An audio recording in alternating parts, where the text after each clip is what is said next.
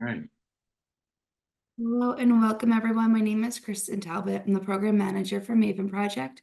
Thank you all for joining us today and our friends at Generations Family Health Center for hosting today's session, Diagnosis and Treatment of Asthma, New Guidelines and Practical Advice with Dr. Daniel Ray. Dr. Ray recently retired after 30 years in practice as pulmonary and critical care specialist at North Shore University Health Systems in Evanston, Illinois. Dr. Ray was appointed assistant professor of clinical medicine at the University of Chicago and was the division head of pulmonary and critical care medicine at North Shore for 11 years. And we're very, very thankful to have him as one of our MAVEN Project volunteers. So, Dr. Ray, when you're ready, please begin. Hello, everybody. I'm glad to be up early to talk about asthma. I'm basing most of this talk on the global strategy for asthma slide, so they do a much better job. I have no disclosures.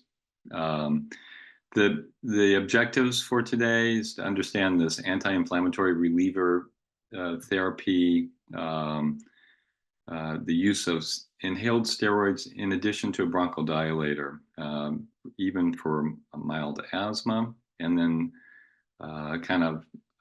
as part of that maintenance and reliever therapy in asthma. And then we'll kind of go over a little bit about escalating therapy and work up in severe asthma. So as you know, asthma is a chronic illness, but in the past, we've tended to treat it as recurrent acute episodes, and then in between, people often were not on anti-inflammatory therapy, and we would treat acute exacerbations with a marked step up in bronchodilators, but sometimes not accompanied with inhaled steroids. So the failure to treat the chronic disease, increases asthma mortality. And if, the asthma is uncontrolled, then oftentimes we're forced to use oral corticosteroids to treat acute exacerbations. And even just a few episodes of acute treatment of oral corticosteroids can lead to long-term adverse consequences. This fundamental change is that we don't like to treat asthma now with short-acting bronchodilators alone. If we're giving a short-acting bronchodilator, we should be giving an inhaled steroid. Our goal, of course, is symptom control. So, no wheezing, chest tightness, no sleep disturbances, no exercise limitation. But also we want to reduce exacerbation. So by minimizing inflammation in the airways with the inhaled steroids, we're going to reduce the frequency of their exacerbations, preserve their lung function, and reduce the need for oral corticosteroids. And of course, the goal is to do this with no side effects of medication.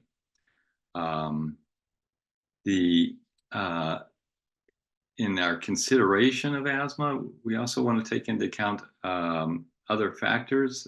The type of asthma the patient has may affect how we treat them, particularly if they have severe asthma. So do they have an eosinophilic phenotype or a non-eosinophilic phenotype? Do they have other morbidities that are contributing to their symptoms? Are they having ongoing exposures, smoking, allergens? How is their adherence to therapy, and how is their technique with the inhaler? Cost of the medicine is a huge issue, and is a reason people are often non-adherent. And then likewise, the patient goals, even though our goals are to maybe prevent long-term effects of the asthma, reduce their exacerbation, the patient goals may be to save money because their inhalers are so expensive. And just a caveat, patients with mild asthma can still have severe exacerbations, hospitalizations, and even death.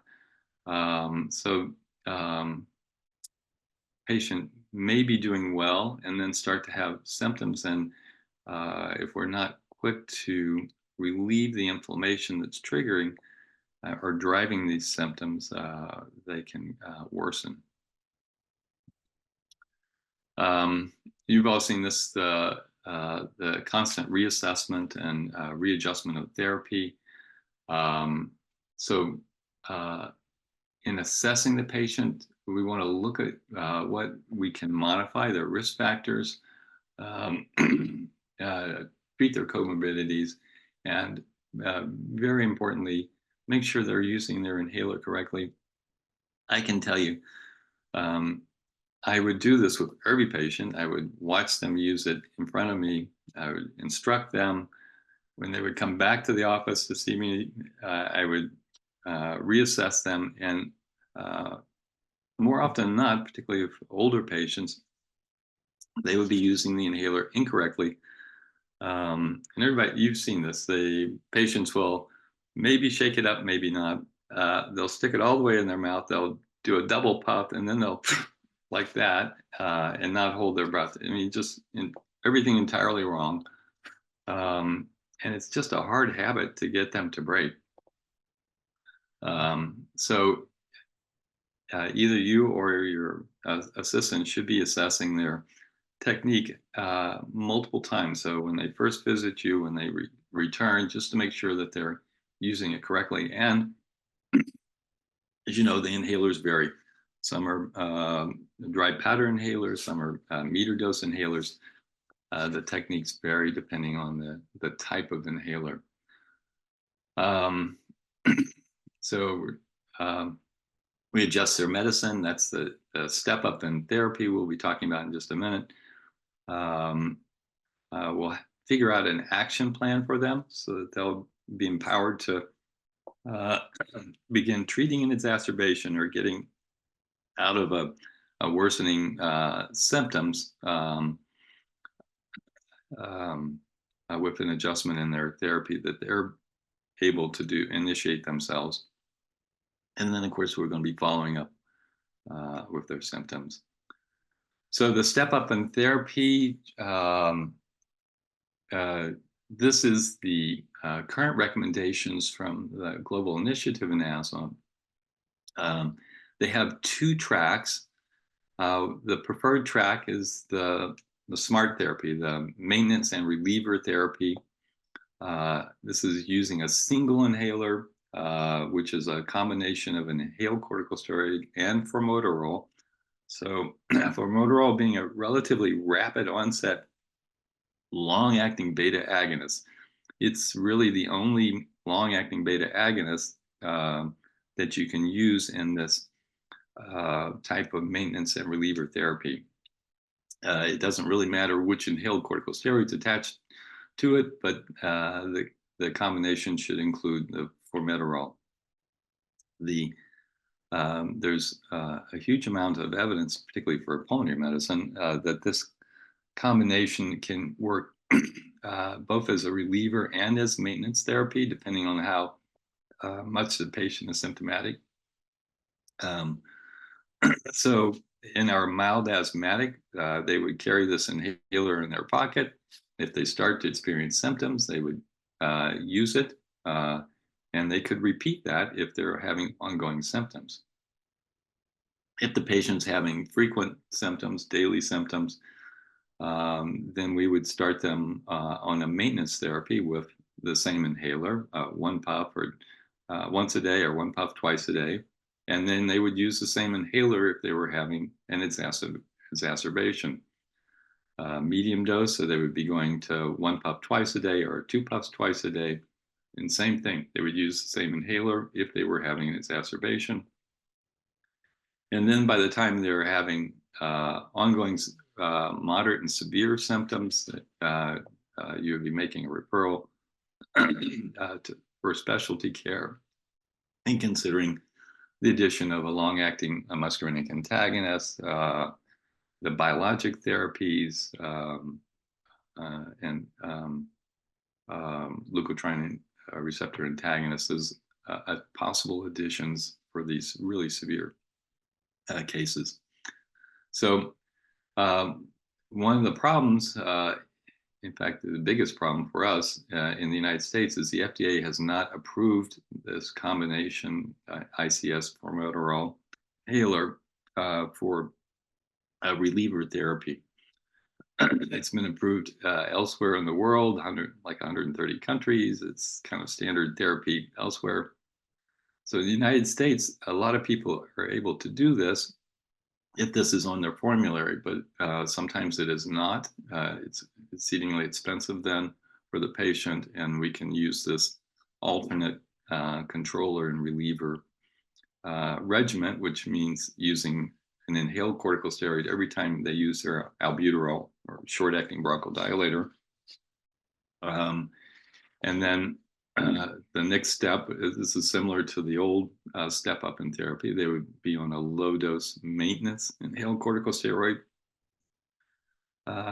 using, excuse me, I've got a tickle in my throat. Using the inhaled corticosteroid and short-acting bronchodilator as reliever therapy, and then stepping up the dose of inhaled corticosteroid depending on their symptoms. So instead of using the long-acting beta agonist combination ICS formoterol in steps 1 and 2, they would be using a short-acting bronchodilator in combination with an inhaled corticosteroid. Excuse me.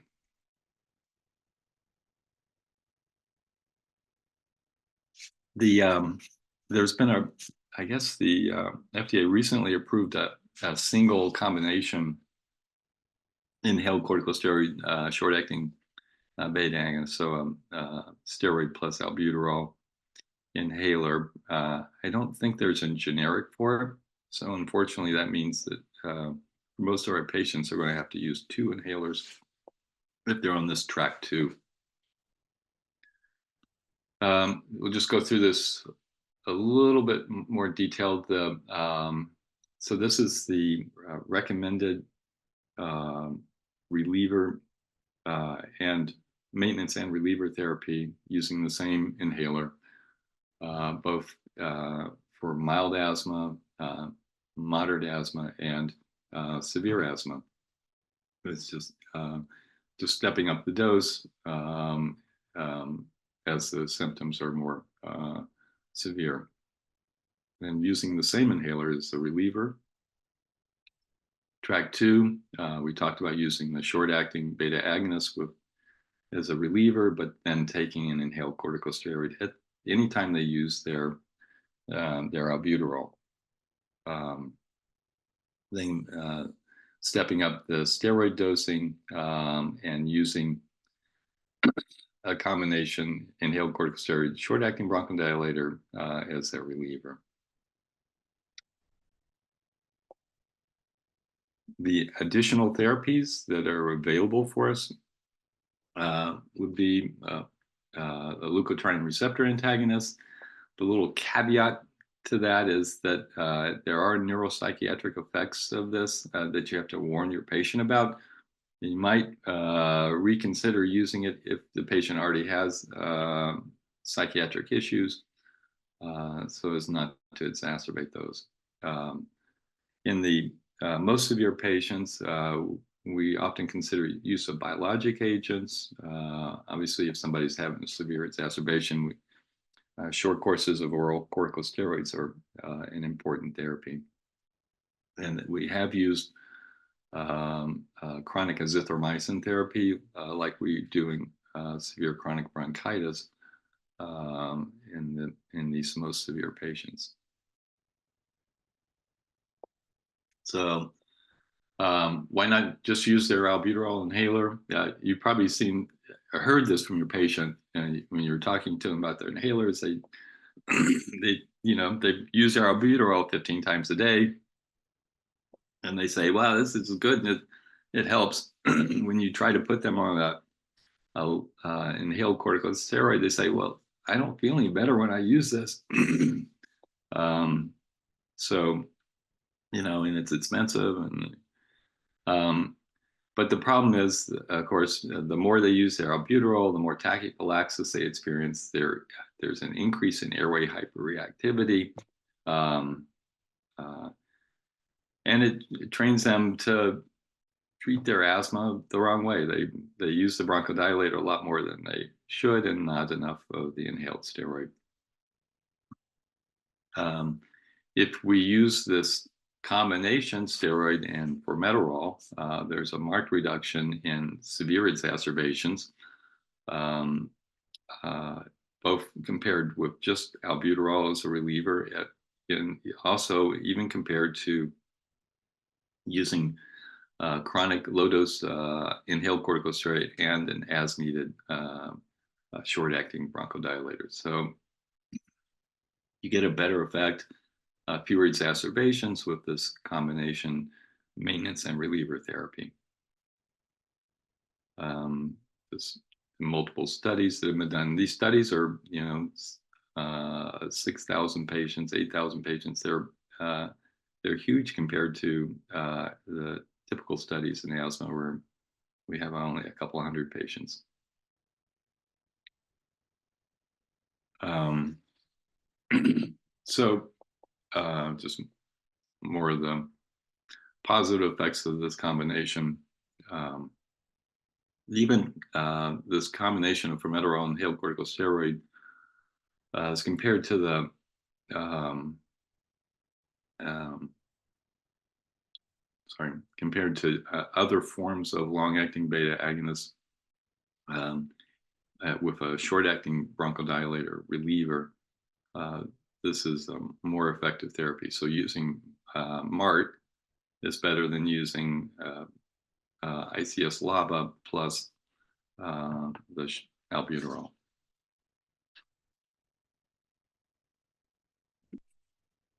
How do we do this in practicality? With MART, we're talking about a single inhaler using as needed. If we're for steps 1 and 2, if the patient is having persistent daily symptoms, then the same inhaler as a maintenance and reliever. And then as those symptoms are worse, we're starting to use this inhaler twice a day, 2 puffs twice a day, plus um, as a reliever therapy. How much can you use it? So for adults, you can use the combination inhaled corticosteroid formoterol, which in the United States is usually the 206 microgram dosing. You can use that up to 12 times a day. So just really exactly like they would use their albuterol inhaler. So they visit a friend's house that has a cat, they starting to feel tight and wheezy. They go ahead and use this 1 puff. They wait 5 minutes. They're still feeling wheezy and tight. They take another puff, and they can keep doing that through the day, up to 12 puffs. Of course, if they're using that much, then in their plan, they should know to call you or seek more attention. It's rare that patients have to use that much, but there's a lot of safety data to support that this is um, okay for them to use. Children, it's less. Children, and I'll get into that in just a minute. We talked about this before. For the track 2, we're going to use 2 inhalers, albuterol plus an inhaled corticosteroid. If they use their albuterol, they should use the inhaled corticosteroid. You can have them tape them together. They need to use both inhalers at the same time. When they're using the low-dose maintenance ICS in step 2, they can also use inhaled corticosteroid at the same time. They need to use their albuterol as a reliever, and then step 3 and 4, we could switch to the maintenance and reliever therapy, or continue with a different ICS LABA and albuterol, again using a inhaled corticosteroid anytime they use their albuterol. The uh, the kind of in terms of stepping up therapy, consider mild asthma symptoms less than 3 to 5 days a week. So, uh, and step one would be the patients that have just very occasional symptoms, maybe not even on a weekly basis. Step two, having one or two symptoms in a week, and then um, we would need to step up to step three if they're having symptoms on most days. And then they're waking up, having more severe symptoms, they've had recent exacerbations, they would uh, be step four. So um, if you're having patients with a lot of difficulty, you've got them on uh, moderate or high dose inhaled corticosteroid formoterol. They're using their formoterol as a reliever. They're still having symptoms. Uh, look for other things that are contributing to this, and the very first thing you should look for is the inhaler technique. So again, um, this would probably be the primary reason that patients are not getting the effect that you anticipated with them.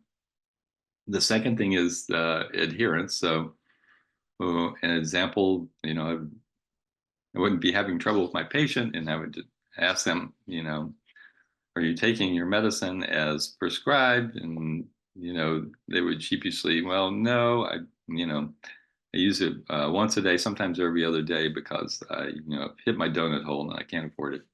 Um, so suboptimal adherence, and most of the time that's driven by either side effects from the medicine, thrush, for example, or they can't afford it. The other things that can aggravate the asthma, contribute to it, include severe GERD, chronic sinus disease, or severe obstructive apnea. So you may want to address those if that's present. Look for triggers, the guinea pig in the bedroom, the cat sleeping, on the pillow next to their head, um, work exposures, dust or fumes at work. Um, Occasionally, patients get it on non-selective or high doses of beta blockers, and that can certainly um, worsen their asthma. And then a few of the patients have aspirin sensitive or aspirin triad asthma, where the nasal polyposis, severe asthma, and that's a result of aspirin use. Uh, and then the contribution of anxiety, depression, misuse of their inhalers, or poor adherence because of side effects. Um, so after you've addressed all those things and the patient's still having um, symptoms despite optimal treatment, then it's time that they seek specialty care. And the specialist, of course, is going to order 1,000 tests that are very expensive, but that would include a CBC with differential, looking at eosinophils, look for IgE fungal precipitants. They may have a chest X-ray or a high-resolution CT scan, a complete set of PFTs, and then we'll be trying to characterize whether the patient has type 2 airway inflammation. So this is eosinophilic related inflammation in the airways, and whether they would be a candidate for biologic therapy. And there are multiple types that are available now. Each one has its own litany of forms to fill out, insurance hurdles to overcome. Um, but that should be the problem of the specialist's office and not yours. Once they're on that therapy, they're usually maintained for about a year, and if they're doing well, then these medicines can be tapered off or stopped. the patient will come back to you, and that's exactly when they're most likely to relapse. So probably need to follow them closely if they've been to the specialist and been on biologics and have had them tapered off. What do we do for children? I'm not a pediatrician. I didn't treat children. I'll just walk through this with you, but I have no personal experience with this. The studies with MART therapy did not include many children in this age range. Um, and there's no good studies with children younger than 6 years of age. So, um, but the same principle applies of using a steroid whenever a short-acting bronchodilator is used. So if they have their albuterol inhaler, they should also have a steroid inhaler to use at the same time. If they're stepped up to daily inhaled corticosteroid, they can use their albuterol inhaler. If they're on combination therapy that and they can the ICS formoterol on their formulary, they can obviously use that as their maintenance therapy, and then they can use the same inhaler for reliever therapy, or they can use their short-acting beta agonist. The dose, of course, is stepped up depending on symptoms. The same kind of the same kind of paradigm for stepping up their treatment. So if they have symptoms infrequently, then it's just this combination short-acting bronchodilator inhaled and then an inhaled corticosteroid. Daily inhaled corticosteroids if their symptoms are multiple times a week, and then combination ICS LABA if their symptoms are more frequent or severe. The dosing for children is less, so they're using the 100 microgram inhaler. So once a day for step 3 and twice a day for step 4. And with this 100 microgram dose, total maximum inhalations in a day for children, 8 inhalations. So they can use that MART therapy, but their dosage should be less and their maximum inhalations less. Caveat, make sure if you're using the ICS formoterol inhaler as a reliever that they're not using it in combination with any other ICS LABAs. So if they're on Advair, they shouldn't be using Symbicort or its equivalent as a reliever. Immunotherapy is often considered, particularly in children. There's limited evidence, but if it's for patients that have been difficult to control or trying to avoid medication use, that's most effective in house dust mite and grass pollen allergies. And that can be subcutaneous immunotherapy, which is, there's a lot of going back and forth to the allergist for this, or the sublingual immunotherapy. So these patients should have relatively normal lung function. They can't be severely obstructed when they're starting therapy. And it's costly. For the younger children, there's not a MART therapy per se. So there's So they step through, they consider steroids early if there's a suspected viral illness. There's uh, daily low dose inhaled corticosteroids if they're having ongoing symptoms, say they're continuing to wheeze. Um, Sometimes they're given a trial for several months before referral to the allergist.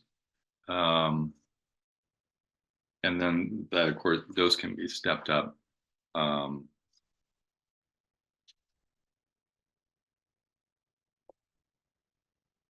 the other things that were kind of advanced in 2024 included treatment of cough variant asthma with inhaled corticosteroids, the definition of bronchodilator responsiveness being 12% or greater than 200 milliliters, the advice to talk about neuropsychiatric effects with leukotriene receptor antagonists. And then pulmonary rehab was found to be useful for those having severe asthma. Oral bronchodilators, not recommended. So I almost never see this anymore, but they're still available. So if somebody's on an oral bronchodilator, theophylline, terbutaline, they should probably be weaned off of this and switch to inhaler therapy. Likewise, home nebulizer of albuterol is not recommended. I have some cases.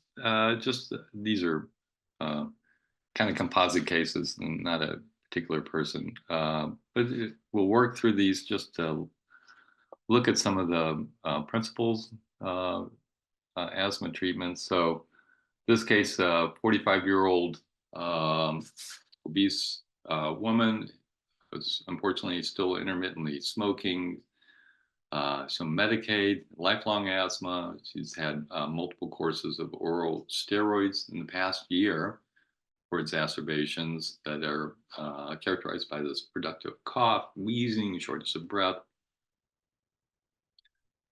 She's currently on Advil 550, a LAMA, and she has, of course, her albuterol inhaler, which she's frequently using.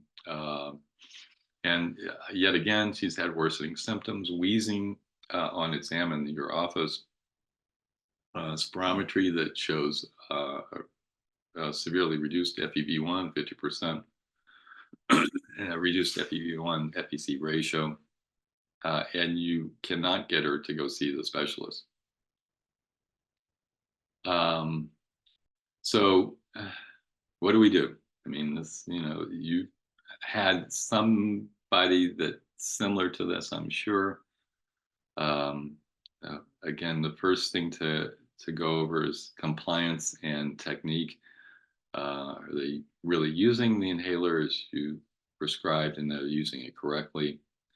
You can look, are there environmental exposures that can be modified? Do they have is their partner a smoker? Do they have lots of pets in the house? Is there mold? The bathroom or the basement? Are they being exposed at work?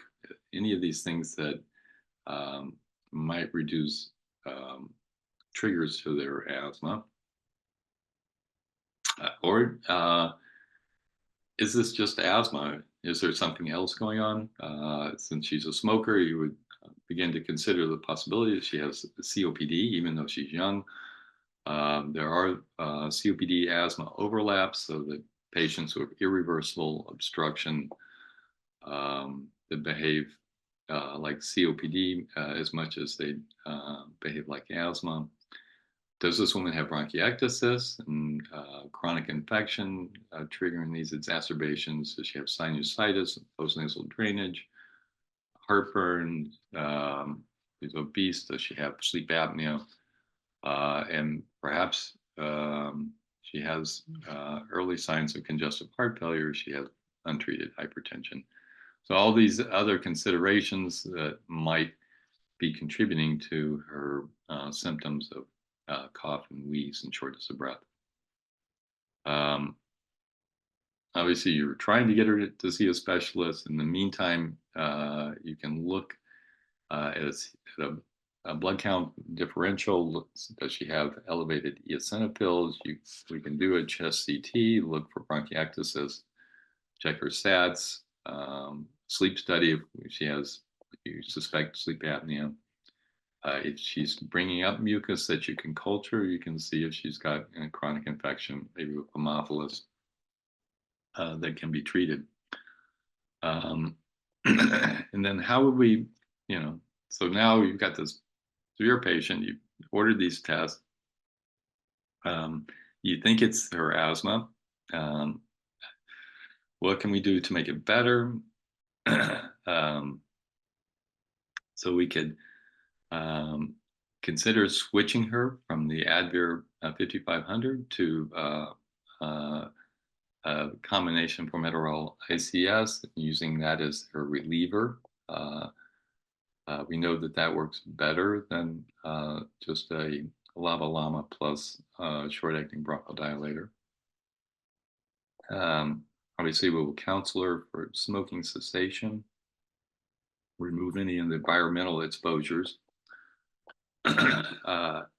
We can look in her sinuses in the back of her throat and assess her for sinus disease that maybe we can treat with a nasal steroid and or antibiotic if it's purulent. And then, of course, continue to try to push her to the specialist to see if we can get her on biologic therapy. All right, since we've worked through that one, I'll let you consider this patient. So again, a smoker, 50 years old, a remote history of childhood asthma. He's struggling with finances, drug abuse. He's recent incarcerations, drug overdose, and hospitalization for aspiration pneumonia, requiring intubation 2 months ago. Now he's coming to you with increasing shortness of breath, audible wheezing. He's not smoking, and he has an albuterol inhaler, which he's been using with only minimal benefit. So, questions you might want to ask this patient. So we talked before about compliance and technique. What are their exposures? Bringing up any sputum that we can look at or culture. Do we need a chest X-ray in this patient? Blood count, and obviously spirometry. And then what would be the treatment plan? So the other thing we want to ask is this really asthma? So this is a smoker. They had remote history of asthma, but don't have any history of recent asthma, except for the symptoms the patient has right now. And did this aspiration pneumonia and intubation have any role in their symptoms? So some of you probably are already guessing this is a patient you might want to, one, look at the spirometry, look at their flow volume loop, see if there's inspiratory flow limitation in addition to expiratory flow limitation. If there is, that might be suggestive of stricture in the airway related to their intubation. And then if you suspected that, you might want to get a CT scan with attention to the radiologist to look for stricture. So they do sagittal sections as well as coronal. And of course, that would have, if that were present, it would affect your treatment. Here's a non-smoking 40-year-old woman, chronic allergies, sinusitis, and cough. So this is obviously more consistent with asthma. Now she has chest tightness and dyspnea for the past 2 weeks. There's a lot of nasal congestion, trouble sleeping, wheezing at night, constant sore throat. She gets a response to her albuterol, but it doesn't last very long. She's been using Advir, but because of the expense, she's only using it once a day, and spirometry is severely affected for 50%. So our questions, which are now starting to get repetitive, include, is she compliant with her medicine? Well, not really. Is she using the inhaler correctly? We can assess her technique. Has she had any recent exposures, or is this just an exacerbation of asthma following a respiratory infection? We've already done spirometry. Are there other tests that might be helpful? And then how would we change her treatment? Well, again, as a candidate for maintenance and reliever therapy with the formoterol buterol, because her spirometry is severely affected, we could consider a short course oral corticosteroid to get her out of this exacerbation, and then, as we said, back onto maintenance reliever therapy. So more consistent with chronic asthma, recent exacerbation, and just inadequate treatment so far with the single inhalation of Advir.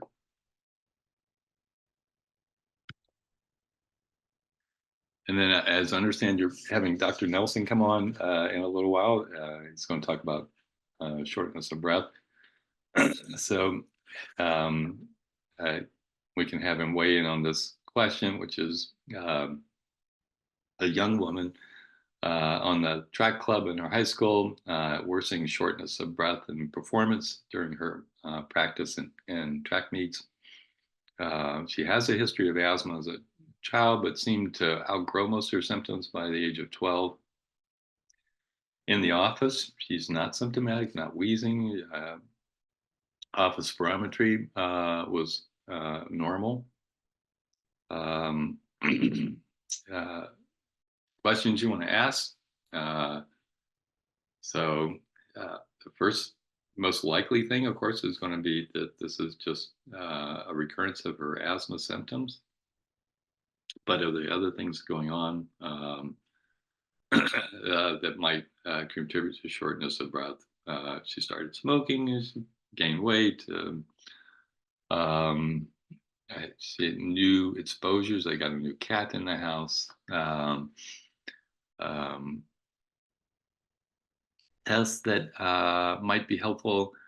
At this point, probably not, although if you really want to prove whether that she had ongoing asthma, you could do a methylcholine challenge test. That's expensive and kind of difficult to obtain. So the best thing you can probably do is a therapeutic test. Have this person take a formoterol inhaled corticosteroid inhaler and use it prior to her exercising. And then if it's helpful, then that's pretty diagnostic of exercise-induced asthma. And she could continue then to use this inhaler on an as-needed basis prior to exercise. So the key points here, as we talked about before, is that we want to couple an inhaled corticosteroid anytime we're using a bronchodilator, whether that be short-acting or long-acting. And if at all possible, have them on a single inhaler, a combination formoterol inhaled corticosteroid that they can use both for their reliever therapy and for their maintenance. We want to consider other diagnostic possibilities in our patients that are having difficult to control asthma. And we want to make sure that they have both compliance with their medicine and good technique with their inhalers, as well as addressing environmental factors which may be contributing to the exacerbation. With that, I'm done with my slide series. I'm happy to take questions, go over cases that may be bothering people, Thanks so much, Dr. Wright. Fantastic. There's two questions right now, but just a reminder, if you have any questions, type them into the Q&A box or use the raise hand feature and I will unmute you so you can speak directly to Dr. Wright.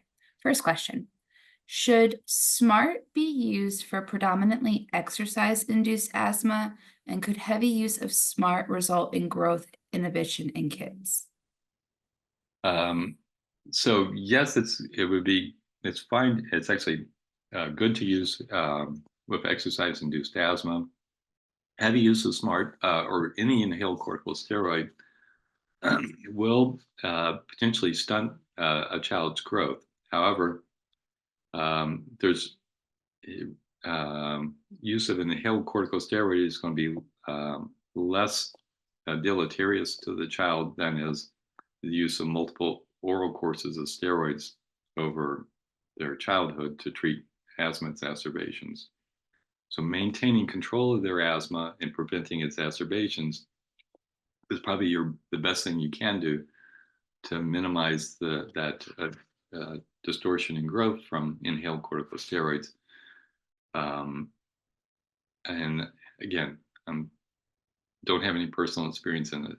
When I was reading this, I think the typical reduction in growth was about a centimeter in children taking inhaled corticosteroids.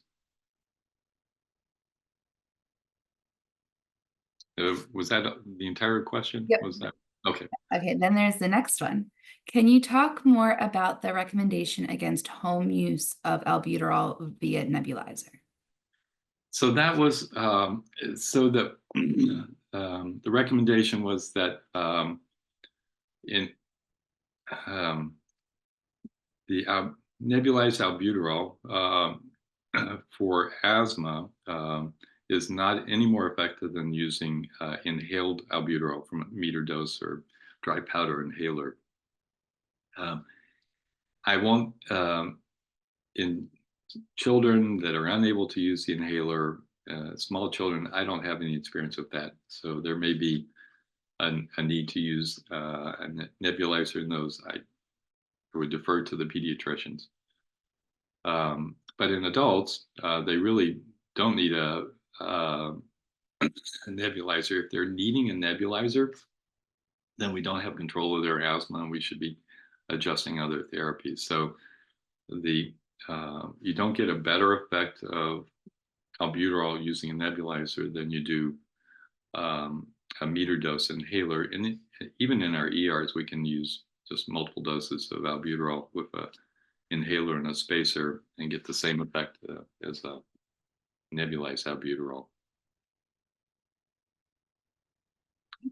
And the corollary to that is that if we're just using nebulized albuterol, we're not getting an inhaled corticosteroid in, which is necessary to release the inflammation.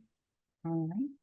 There's just a comment in the chat, and I think it's kind of helpful for everyone. So if you didn't see it, Symbicort and Dulera are $25 using the 340B plan, where Breo is $75. Oh, okay. Hopefully that's helpful. So the name brand is cheaper than the generic. That's great. All right. I don't see any other questions right now, but we'll pause and wait. You get your last minute questions in. Just a reminder that your CME webinar will pop up at another tab when you close out of this webinar. It'll be on your browser, so please complete that. If you don't get it, it will also be in the email tomorrow from Zoom. And also you can pin that link. It's the same survey for every session. Just make sure you have the correct date and speaker listed. All right. Well, I don't see any more questions. So Dr. Wright, thank you so much for doing this today. Thank you all for joining us. All right. Thank you.